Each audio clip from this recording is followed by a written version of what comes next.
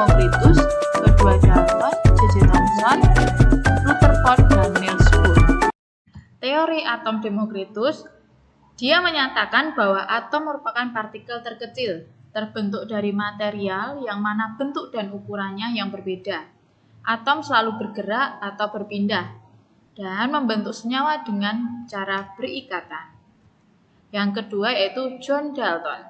John Dalton menyatakan bahwa atom ialah bagian terkecil suatu zat yang tidak dapat dibagi-bagi. Atom juga tidak dapat dimusnahkan atau diciptakan. Nah, seperti ini gambar model atom dari John Dalton. Bu Agustin lanjutkan, kemudian ke J.J. Thomson. Nah, dari teori John Dalton tadi belum sempurna. Kemudian disempurnakan oleh J.J. Thomson, yang mana teori Dalton tadi masih menyatakan bahwa atom merupakan bagian terkecil dari materi yang tidak dapat dibagi lagi. Sedangkan J.J. Thomson menemukan bahwa ada materi yang lebih kecil daripada atom. Nah, seperti ini percobaannya. Ada elektroda, kemudian dialiri arus listrik bertegangan tinggi dan menyebabkan munculnya sinar dari katoda. Ini katoda, kemudian menuju anoda positif, dan sinar ini namanya sinar katoda. Sinar katoda mengandung partikel bermuatan negatif sehingga timbul gaya tarik-menarik dengan plat yang bermuatan positif. Oleh karena itu, sinar ini membelok ke arah positif atau menjauhi kutub negatif. Nah, ini sinar katoda ketemu lempeng plat tipis dari positif akan dibelokkan. Nah, kemudian model atom Thomson disimpulkan bahwa atom bukan partikel terkecil dari suatu benda. Atom berbentuk bola pejal di mana terdapat muatan listrik positif dan negatif yang tersebar merata di seluruh bagian seperti roti bismis. Pada atom netral, jumlah muatan listrik negatif sama dengan jumlah muatan listrik positif. Massa elektron jauh lebih kecil dibandingkan dengan massa atom Thomson. Melakukan percobaan lampu tabung.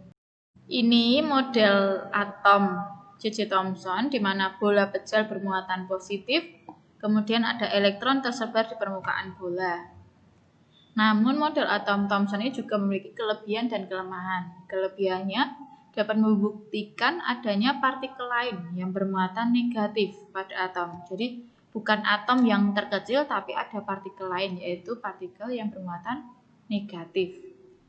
Kemudian kelemahannya belum dapat menjelaskan susunan muatan positif dan negatif dalam bola atom tersebut.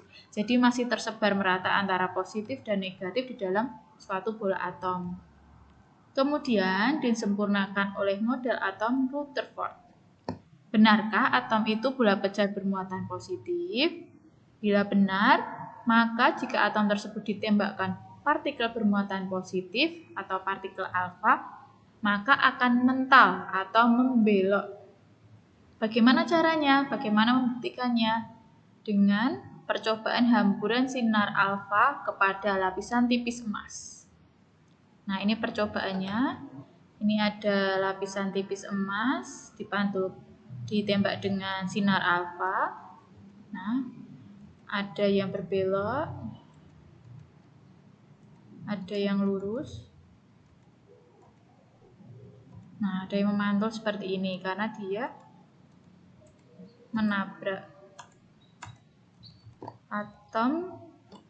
Nah, menabrak atom. Jadi terbukti kalau atom itu merupakan atom yang memiliki muatan positif. Sinar alfa tadi positif, kalau ditembakkan ke yang positif dia akan membelok atau memantul lagi. Seperti itu. Nah, ini Rutherford. Nah, ini konsep dari Rutherford.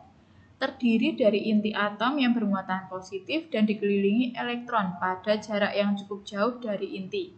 Massa atom terpusat pada inti, dan Rutherford menduga bahwa di dalam inti atom terdapat partikel netral yang berfungsi mengikat partikel-partikel positif agar tidak saling tolak-menolak. Ini model atom dari Rutherford. Jadi ada proton tadi yang bermuatan positif, elektron bermuatan negatif. Nah, untuk agar protonnya tidak saling bertabrakan, tidak saling tolak-menolak, ada neutron, yaitu muatan netral. Namun juga model atom Rutherford juga memiliki kelemahan dan kelebihan. Kelebihannya, dia bisa membuat hipotesa bahwa atom tersusun dari inti atom dan elektron yang mengelilingi inti. Kelemahannya, dia tidak dapat menjelaskan mengapa elektron tidak jatuh ke dalam inti, padahal tadi mengelilingi inti. Kemudian tidak mampu menjelaskan terjadinya spektrum garis. Nah, disempurnakan lagi oleh model atom Bohr. Nah, model atom Bohr mengemukakan teori baru mengenai struktur dan sifat atom. Teorinya mempunyai prinsip seperti ini, menggabungkan teori quantum Planck dan Rutherford. Teori dari Niels Bohr, yang pertama, elektron dalam atom bergerak mengelilingi inti pada lintasan-lintasan tertentu dan tidak memancarkan energi. Lintasan-lintasan elektron itu disebut kulit atau tingkat energi elektron. Elektron itu bisa berpindah dari satu lintasan ke lintasan yang lain. Perpindahan elektron ke tingkat yang lebih tinggi ke yang rendah disertai memancarkan energi, sedangkan perpindahan elektron dari rendah ke tinggi disertai penyerapan energi. Nah, elektron yang bergerak pada lintasannya berada pada keadaan stasioner, berarti elektron tidak memancarkan atau menyerap energi. Seperti ini. Kalau pergerakannya pada lintasannya, berarti dia konstan, tidak memancarkan dan tidak menyerap. Kalau dia dari tinggi berarti dari luar ke yang rendah itu dipancarkan. Kalau yang dari rendah ke tinggi berarti diserap. Nah, model atom Bohr ini juga memiliki kelemahan dan kelebihan. Sedangkan kelebihannya yaitu menjawab kelemahan model atom Rutherford dengan mengaplikasikan teori kuantum. Menerangkan dengan jelas garis spektrum pancaran atau serapan dari atom hidrogen. Kelemahannya yaitu tidak dapat menerangkan efek Zeeman, yaitu spektrum atom yang lebih rumit apabila atom ditempatkan pada medan magnet, penyimpangan untuk atom yang lebih besar daripada hidrogen. Nah, kita selanjutnya belajar tentang lambang atom. X ini adalah lambang unsurnya atau lambang atomnya. A ini adalah nomor massa, Z nomor atom. Nomor atom menunjukkan jumlah proton.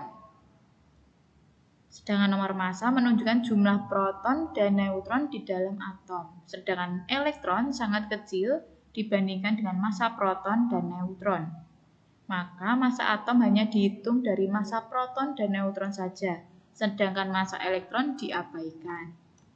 Contohnya seperti ini. 7 ini merupakan nomor massa, 3 merupakan nomor atom. Nah, protonnya bisa diketahui yaitu 3 dan elektronnya 3, sama. Proton dan elektron sama. Kemudian jumlah neutronnya adalah 7 dikurangi 3 yaitu 4. Sekian penjelasan dari Bu Agustin. Terima kasih.